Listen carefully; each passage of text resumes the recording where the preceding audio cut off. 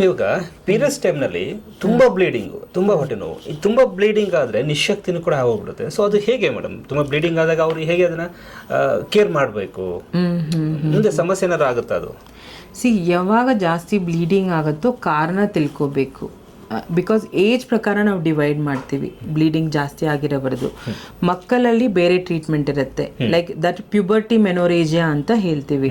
13 to 18 years ಅವರಿಗೆ puberty menorrhagia ಅಂತೀವಿ.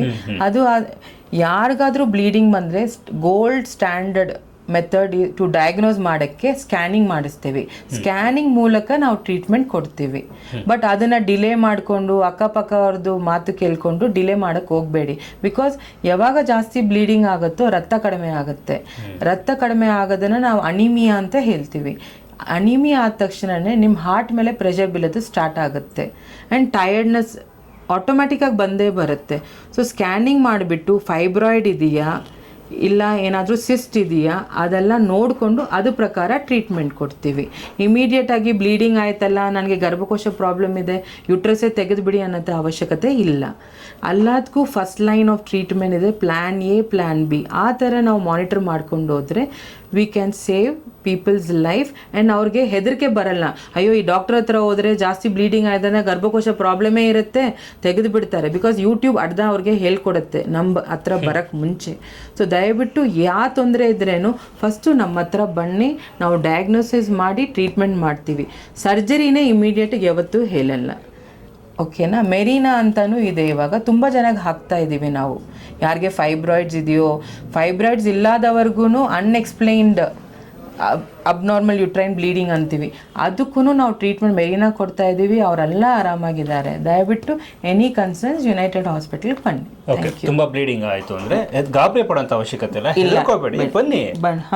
Simple ಸಮಸ್ಯೆ ಅಂತ ಇಲ್ಲ. ಮನೆಯಲ್ಲೇ ಹೇಳ್ತಾರೆ ಇದು ತಿನ್ಬಿಡು, ಈ ಕಷಾಯ ಮಾಡಿಬಿಡು, ಅದೆಲ್ಲ ಮಾಡಕ್ಕೆ ಹೋಗ್ಬಿಟ್ಟು 3-4 ತಿಂಗಳು ನೋಡಿಬಿಟ್ಟು ಹೋಗೋಣ ಅಂತ.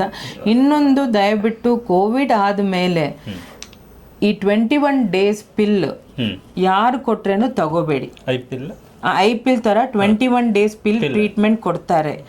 ಅದು ಮ್ಯಾಕ್ಸಿಮಮ್ 3 months ತಗೋಬಹುದು, ಅದು ಮೇಲೆ ತಗೋಲಂಗಿಲ್ಲ. ಬಿಕಾಸ್ ಥ್ರಾಂಬೋ ಎಂಬೋಲಿಸಮ್ ಅಂತ ಹೇಳ್ತೀವಿ, ರಕ್ತ ಎಪ್ಪಗಟ್ಟ ಆಗೋದು, ಅದು ಬಹಳ ಡೇಂಜರಸ್. Okay okay. ಹಾಂ, ಸೊ ಅದಕ್ಕಾಗಿ ದಯವಿಟ್ಟು ಬನ್ನಿ, ನಮ್ಮ ಜೊತೆ ಕೂತ್ಕೊಂಡು ಡಿಸ್ಕಸ್ ಮಾಡಿ. We are always there. ನಾವು ಇರೋದೇ ನಿಮಗೆ ಒಳ್ಳೆ ಟೈಮ್ ಕೊಟ್ಟು ಎಕ್ಸ್ಪ್ಲೈನ್ ಮಾಡಿ, ಯೂಟ್ಯೂಬ್ನಿಂದನೂ ನಿಮಗೆ ಡೌಟ್ ಬರೋದನ್ನು ಕ್ಲಿಯರ್ ಮಾಡ್ತೀವಿ. ಎಲ್ಲ ಕ್ಲಿಯರ್ ಮಾಡಿ ನೀಟಾಗಿ ಎಕ್ಸ್ಪ್ಲೈನ್ ಮಾಡಿ ಟ್ರೀಟ್ಮೆಂಟ್ ಕೊಡ್ತೀವಿ. Surgery will be a last step. Thyroid ಇದೆಯಾ ಅದೆಲ್ಲ ನೋಡಿಬಿಟ್ಟು ಅದ್ರ ಪ್ರಕಾರ ಟ್ರೀಟ್ಮೆಂಟ್ ಕೊಡ್ತೀವಿ. Yes, thank you so much. ಇಷ್ಟೊತ್ತು ಡಾಕ್ಟರ್ ಸ್ವಪ್ನ ಅವರು ಮಾತಾಡಿರುವಂಥದ್ದು. ನೆಕ್ಸ್ಟು ಎಪಿಸೋಡ್ ವೈಸಲ್ಲಿ ಬರ್ತಾ ಇರುತ್ತೆ, ವೆಯ್ಟ್ ಮಾಡ್ತಾರೆ. ಬಟ್ ಮ್ಯಾಕ್ಸಿಮಮ್ ಇವಾಗಿನ ಕೊಟ್ಟಂಥ ಕಂಟೆಂಟಲ್ಲಿ ನಿಮಗೆ ವಿಷಯಗಳು ಸಿಕ್ಕಿದೆ ಅಂತ ಅಂದ್ಕೊಳ್ತೀವಿ. ಮತ್ತಷ್ಟು ಎಪಿಸೋಡ್ಗಳನ್ನ ನಾವು ಕರ್ಕೊಂಡು ಬರ್ತೀವಿ, ಮಾತಾಡಿಸ್ತೀವಿ. ನೀವು ಕೂಡ ಕ್ವಶನ್ಸ್ಗಳನ್ನ ನಮಗೆ ಫೈರ್ ಮಾಡ್ಬೋದು. ಅದನ್ನು ನಾವು ಮೇಡಮ್ ಹತ್ರ ಕೇಳಿ, ಡಾಕ್ಟರ್ ಸ್ವಪ್ನ ಅವ್ರ ಹತ್ರ ಕೇಳಿ ಮತ್ತೆ ನಿಮಗೆ ಉತ್ತರ ಕೊಡುವಂಥ ಪ್ರಯತ್ನವನ್ನು ಮಾಡ್ತೀವಿ. ಇಷ್ಟೊತ್ತು ರೈಟ್ ನ್ಯೂಸಲ್ಲಿ ನಾನು ಶ್ರೀ, ನಮ್ಮೊಟ್ಟಿಗೆ doctor Swapna, United Hospital. Thank you so much. Thank you. ಇದು ರೈಟ್ ನ್ಯೂಸ್.